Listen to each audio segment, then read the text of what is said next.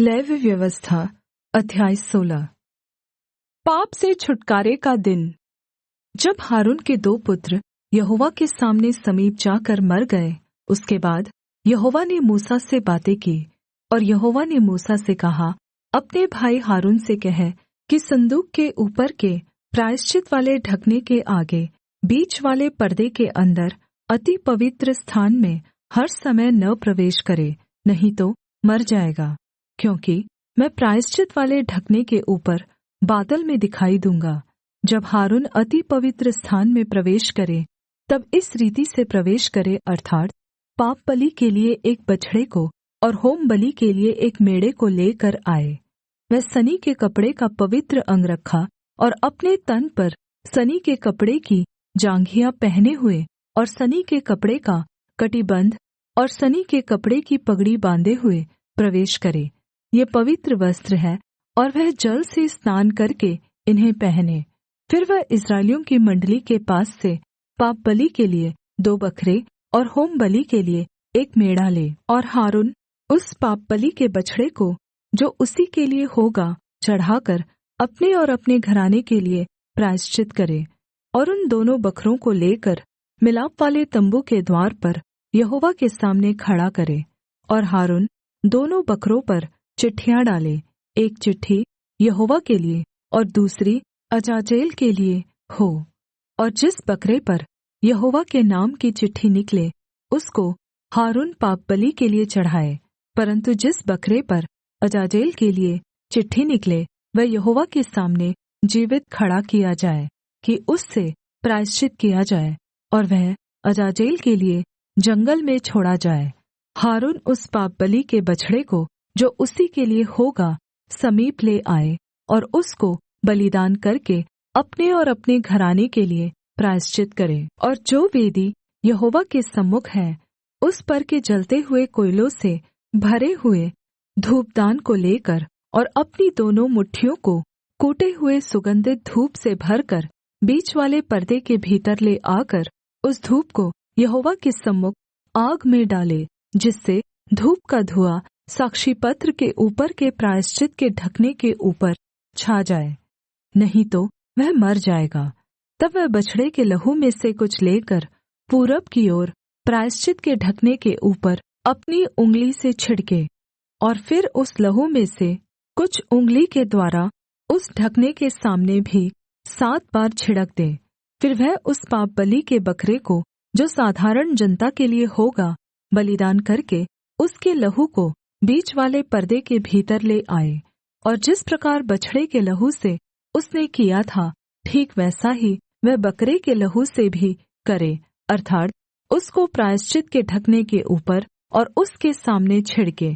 और वह इस्राएलियों की भाँति-भाँति की अशुद्धता और अपराधों और उनके सब पापों के कारण पवित्र स्थान के लिए प्रायश्चित करे, और मिलाप वाले तम्बू जो उनके संग उनकी भाँति-भाँति की अशुद्धता के बीच रहता है, उसके लिए भी वह वैसा ही करे। जब हारून प्रायश्चित करने के लिए अति पवित्र स्थान में प्रवेश करे, तब से जब तक वह अपने और अपने घराने और इस्राएल की सारी मण्डली के लिए प्रायश्चित करके बाहर न निकले, तब तक कोई मनुष्य मिलाप वाले तम्बू में न रहे। फिर वह निकलकर उस वेदी के पास जो यहोवा के सामने है जाए, और उसके लिए प्रायश्चित करे, अर्थात् बछड़े के लहू और बकरे के लहू दोनों में से कुछ लेकर उस वेदी के चारों कोनों के सींगों पर लगाए, और उस लहू में से कुछ अपनी उँगली के द्वारा 7 बार उस पर छिड़क कर उसे इस्राएलियों की भाँति-भाँति की अशुद्धता छुड़ाकर शुद्ध और पवित्र करे। प्रायश्चित का बकरा। जब वह पवित्र स्थान और मिलाप वाले तम्बू और वेदी के लिए प्रायश्चित कर चुके, तब जीवित बकरे को आगे ले आए, और हारून अपने दोनों हाथों को जीवित बकरे पर रख कर इस्राएलियों के सब अधर्म के कामों और उनके सब अपराधों अर्थात् उनके सारे पापों को अंगीकार करे, और उनको बकरे के सिर पर धर कर उसको किसी मनुष्य के हाथ जो इस काम के लिए तैयार हो जंगल में भेज के छुड़वा दे। वह बकरा उनके सब अधर्म के कामों को अपने ऊपर लादे हुए किसी निर्जन देश में उठा ले जाएगा। इसलिए वह मनुष्य उस बकरे को जंगल में छोड़ दे। तब हारून मिलापवाले तम्बू में आए, और जिस सनी के वस्त्रों को पहने हुए उसने अति पवित्र स्थान में प्रवेश किया था, उन्हें उतारकर वहीं पर रख दे। फिर वह किसी पवित्र स्थान में जल से स्नान कर अपने निज वस्त्र पहन ले, और बाहर जाकर अपने होमबलि और साधारण जनता के होमबलि को चढ़ाकर अपने और जनता के लिए प्रायश्चित करे, और पाप बलि की चर्बी को वह वेदी पर जलाए। और जो मनुष्य बकरे को अजाजेल के लिए छोड़कर आए, वह भी अपने वस्त्रों को धोए और जल से स्नान करे, और तब वह छावनी में प्रवेश करे। और पाप बलि का बछड़ा और पाप बलि का बकरा भी, जिनका लहू पवित्र स्थान में प्रायश्चित करने के लिए पहुँचाया जाए, वे दोनों छावनी से बाहर पहुँचाए जाए, और उनका चमड़ा, मांस और गोबर आग में जला दिया जाए।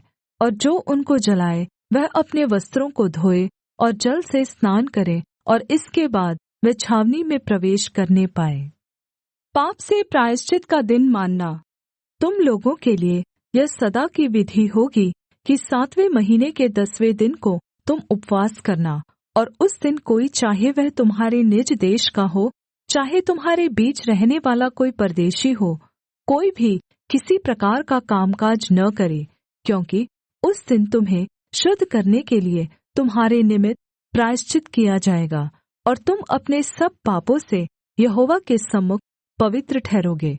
यह तुम्हारे लिए परम विश्राम का दिन ठहरे, और तुम उस दिन उपवास करना और किसी प्रकार का कामकाज न करना। यह सदा की विधि है।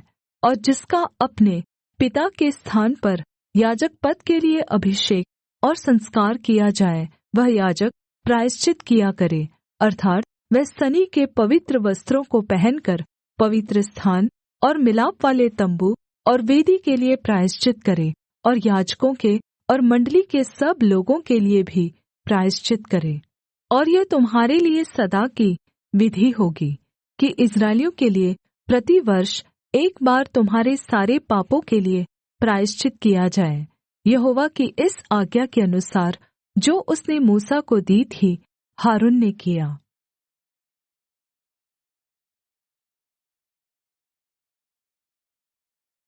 लेवी व्यवस्था अध्याय 17। बलिदान का स्थान।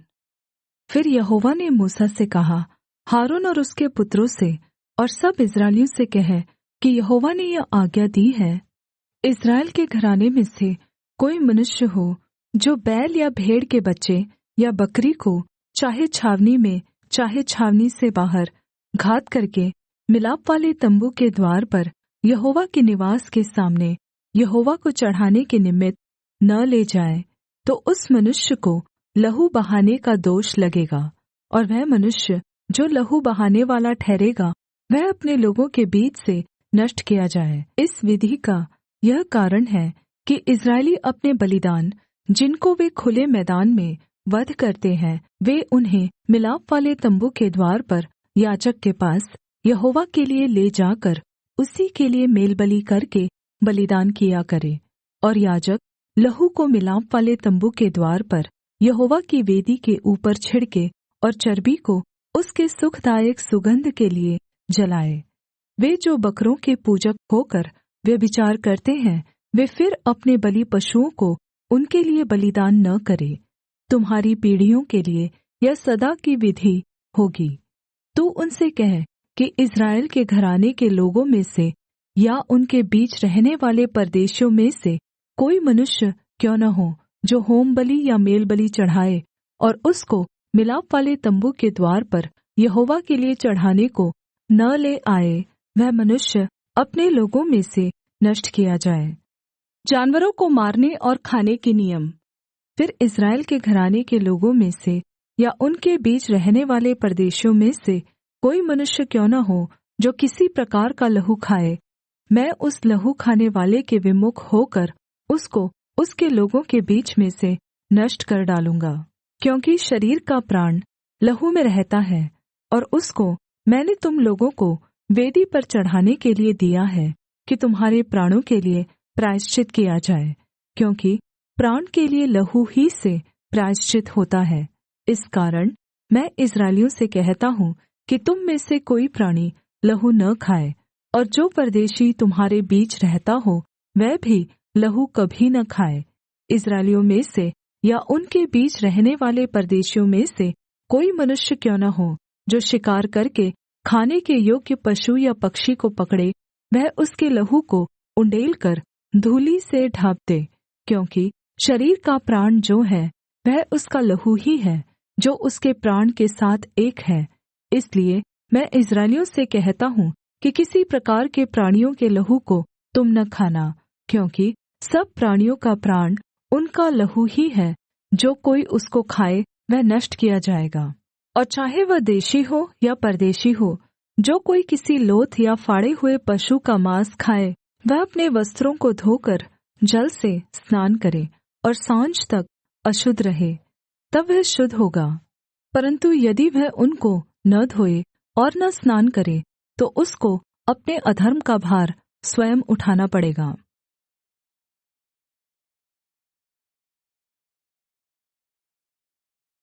लेवी व्यवस्था अध्याय 17। यौन नैतिकता का नियम। फिर यहोवा ने मूसा से कहा, इस्राएलियों से कह कि मैं तुम्हारा परमेश्वर यहोवा हूँ। तुम मिस्र देश के कामों के अनुसार जिसमें तुम रहते थे न करना, और कनान देश के कामों के अनुसार भी जहाँ मैं तुम्हें ले चलता हूँ न करना, और न उन देशों की विधियों पर चलना। मेरे ही नियमों को मानना और मेरी ही विधियों को मानते हुए उन पर चलना। मैं तुम्हारा परमेश्वर यहोवा हूँ। इसलिए तुम मेरे नियमों और मेरी विधियों को निरन्तर मानना। जो मनुष्य उनको माने वह उनके कारण जीवित रहेगा। मैं यहोवा हूँ। तुम में से कोई अपनी किसी निकट कुटुम्बिनी का तन उघाड़ने को उसके पास न जाए। मैं यहोवा हूँ। अपनी माता का तन, जो तुम्हारे पिता का तन है, न उघाड़ना। वह तो तुम्हारी माता है, इसलिए तुम उसका तन न उघाड़ना। अपनी सौतेली माता का भी तन न उघाड़ना, वह तो तुम्हारे पिता ही का तन है। अपनी बहन चाहे सगी हो चाहे सौतेली हो, चाहे वह घर में उत्पन्न हुई हो चाहे बाहर, उसका तन न उघाड़ना। अपनी पोती या अपनी नातिन का तन न उघाड़ना। उनकी देह तो मानो तुम्हारी ही है। तुम्हारी सौतेली बहन जो तुम्हारे पिता से उत्पन्न हुई, वह तुम्हारी बहन है, इस कारण उसका तन न उघाड़ना। अपनी फूफी का तन न उघाड़ना, वह तो तुम्हारे पिता की निकट कुटुम्बिनी है। अपनी मौसी का तन न उघाड़ना, क्योंकि वह तुम्हारी माता की निकट कुटुम्बिनी है। अपने चाचा का तन न उघाड़ना, अर्थात् उसकी स्त्री के पास न जाना, वह तो तुम्हारी चाची है। अपनी बहू का तन न उघाड़ना, वह तो तुम्हारे बेटे की स्त्री है, इस कारण तुम उसका तन न उघाड़ना। अपनी भाभी का तन न उघाड़ना, वह तो तुम्हारे भाई ही का तन है। किसी स्त्री या उसकी बेटी दोनों का तन न उघाड़ना, और उसकी पोती को या उसकी नातिन को अपनी स्त्री करके उसका तन न उघाड़ना। वे तो निकट कुटुम्बिनी है, ऐसा करना महापाप है। और अपनी स्त्री की बहन को भी अपनी स्त्री करके उसकी सौत न करना, कि पहली के जीवित रहते हुए उसका तन भी उघाड़े। फिर जब तक कोई स्त्री अपने ऋतु के कारण अशुद्ध रहे, तब तक उसके पास उसका तन उघाड़ने को न जाना। फिर अपने भाई बंधु की स्त्री से कुकर्म करके अशुद्ध न हो जाना। अपनी संतान में से किसी को मोलेक के लिए होम करके न चढ़ाना, और न अपने परमेश्वर के नाम को अपवित्र ठहराना। मैं यहोवा हूँ। स्त्री गमन की रीति पुरुष गमन न करना, वह तो घिनौना काम है। किसी जाति के पशु के साथ पशु गमन करके अशुद्ध न हो जाना, और न कोई स्त्री पशु के सामने इसलिए खड़ी हो कि उसके संग कुकर्म करे। यह तो उल्टी बात है। ऐसा कोई भी काम करके अशुद्ध न हो जाना, क्योंकि जिन जातियों को मैं तुम्हारे आगे से निकालने पर हूँ, वे ऐसे काम करके अशुद्ध हो गई हैं, और उनका देश भी अशुद्ध हो गया है। इस कारण मैं उस पर उसके अधर्म का दण्ड देता हूँ, और वह देश अपने निवासियों को उगल देता है। इस कारण तुम लोग मेरी विधियों और नियमों को निरन्तर मानना, और चाहे देशी चाहे तुम्हारे बीच रहने वाला परदेशी हो, तुम में से कोई भी ऐसा घिनौना काम न करे, क्योंकि ऐसे सब घिनौने कामों को उस देश के मनुष्य जो तुम से पहले उसमें रहते थे वे करते आए हैं, इसी से वह देश अशुद्ध हो गया है। अब ऐसा न हो कि जिस रीति से जो जाति तुम से पहले उस देश में रहती थी उसको उसने उगल दिया, उसी रीति जब तुम उसको अशुद्ध करो तो वह तुमको भी उगल दे। जितने ऐसा कोई घिनौना काम करे वे सब प्राणी अपने लोगों में से नष्ट किए जाएं। यह आज्ञा जो मैंने तुम्हारे मानने को दी है उसे तुम मानना, और जो घिनौनी रीतियाँ तुम से पहले प्रचलित हैं उनमें से किसी पर न चलना और न उनके कारण अशुद्ध हो जाना। मैं तुम्हारा परमेश्वर यहोवा हूँ।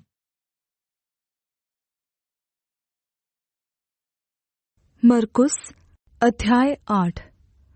उन दिनों में जब फिर बड़ी भीड़ इकट्ठी हुई और उनके पास कुछ खाने को न था, तो उसने अपने चेलों को पास बुलाकर उनसे कहा, मुझे इस भीड़ पर तरस आता है, क्योंकि यह 3 दिन से बराबर मेरे साथ है और उनके पास कुछ भी खाने को नहीं।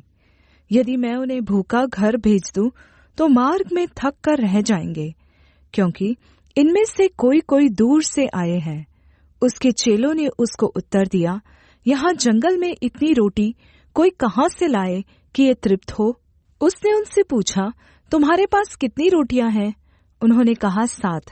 तब उसने लोगों को भूमि पर बैठने की आज्ञा दी, और वे 7 रोटियां ली और धन्यवाद करके तोड़ी और अपने चेलों को देता गया कि उनके आगे रखे, और उन्होंने लोगों के आगे परोस दिया। उनके पास थोड़ी सी छोटी मछलियां भी थी, और उसने धन्यवाद करके उन्हें भी लोगों के आगे रखने की आज्ञा दी। अतः वे खाकर तृप्त हो गए और शेष टुकड़ों के 7 टोकरे भर कर उठाए, और लोग 4000 के लगभग थे। और उसने उनको विदा किया, और वह तुरन्त अपने चेलों के साथ नाव पर चढ़कर दलमनूता देश को चला गया।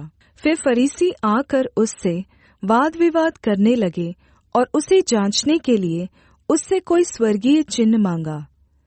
उसने अपनी आत्मा में भर कर कहा, इस समय के लोग क्यों चिन्ह ढूंढते हैं? मैं तुमसे सच कहता हूँ कि इस समय के लोगों को कोई चिन्ह नहीं दिया जाएगा। और वह उन्हें छोड़कर फिर नाव पर चढ़ गया और पार चला गया। और वे रोटी लेना भूल गए थे, और नाव में उनके पास एक ही रोटी थी। और उसने उन्हें चेतावनी दी, देखो, फरीसियों के खमीर और हेरोदेस के खमीर से सावधान रहो। वे आपस में विचार करके कहने लगे, हमारे पास तो रोटी नहीं है। यह जानकर यीशु ने उनसे कहा, तुम क्यों आपस में विचार कर रहे हो कि हमारे पास रोटी नहीं? क्या अब तक नहीं जानते और नहीं समझते? क्या तुम्हारा मन कठोर हो गया है?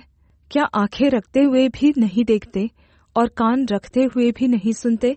और तुम्हें स्मरण नहीं कि जब मैंने 5000 के लिए 5 रोटी तोड़ी थी, तो तुमने टुकड़ों की कितनी टोकरियां भरकर उठाई? उन्होंने उससे कहा, 12 टोकरियां। उसने उनसे कहा, और जब 4000 के लिए 7 रोटियां थी, तो तुमने टुकड़ों के कितने टोकरे भरकर उठाए थे? उन्होंने उससे कहा, 7 टोकरे। उसने उनसे कहा, क्या तुम अब तक नहीं समझते? और वे बैतसैदा में आए, और लोग एक अंधे को उसके पास ले आए और उससे विनती की कि उसको छुए। वह उस अंधे का हाथ पकड़कर उसे गाँव के बाहर ले गया और उसकी आँखों में थूककर उस पर हाथ रखे और उससे पूछा, क्या तू कुछ देखता है? उसने आँख उठाकर कहा, मैं मनुष्यों को देखता हूँ, क्योंकि वे मुझे चलते हुए दिखाई देते हैं जैसे पेड़। तब उसने फिर दोबारा उसकी आँखों पर हाथ रखे, और उसने ध्यान से देखा और चंगा हो गया और सब कुछ साफ साफ देखने लगा। और उसने उससे यह कहकर घर भेजा, इस गाँव के भीतर पाँव भी न रखना। यीशु और उसके चेले कैसरिया फिलिप्पी के गाँव में चले गए, और मार्ग में उसने अपने चेलों से पूछा, लोग मुझे क्या कहते हैं? उन्होंने उत्तर दिया, यूहन्ना बपतिस्मा देने वाला, पर कोई कोई एलिय्याह और कोई कोई भविष्यद्वक्ताओं में से एक भी कहते हैं। उसने उनसे पूछा, परंतु तुम मुझे क्या कहते हो? पतरस ने उसको उत्तर दिया, तू मसीह है। तब उसने उन्हें चिताकर कहा कि मेरे विषय में यह किसी से न कहना। और वह उन्हें सिखाने लगा कि मनुष्य के पुत्र के लिए अवश्य है कि वह बहुत दुख उठाए और पुरनिये और प्रधान याजक और शास्त्री उसे तुच्छ समझकर मार डाले और वह 3 दिन के बाद जी उठे। उसने यह बात उनसे साफ साफ कह दी। इस पर पतरस उसे अलग ले जाकर डांटने लगा, परन्तु उसने फिरकर और अपने चेलों की ओर देखकर पतरस को डांट कर कहा, हे शैतान, मेरे सामने से दूर हो, क्योंकि तू परमेश्वर की बातों पर नहीं परन्तु मनुष्य की बातों पर मन लगाता है। उसने भीड़ को अपने चेलों समेत पास बुलाकर उनसे कहा, जो कोई मेरे पीछे आना चाहे वह अपने आप से इनकार करे और अपना क्रूस उठाकर मेरे पीछे हो ले। क्योंकि जो कोई अपना प्राण बचाना चाहे वह उसे खोएगा, पर जो कोई मेरे और सुसमाचार के लिए अपना प्राण खोएगा वह उसे बचाएगा। यदि मनुष्य सारे जगत को प्राप्त करे और अपने प्राण की हानि उठाए तो उसे क्या लाभ होगा? और मनुष्य अपने प्राण के बदले क्या देगा? जो कोई इस व्यभिचारी और पापी जाति के बीच मुझसे और मेरी बातों से लजाएगा, मनुष्य का पुत्र भी जब वह पवित्र स्वर्गदूतों के साथ अपने पिता की महिमा सहित आएगा, तब उससे भी लजाएगा।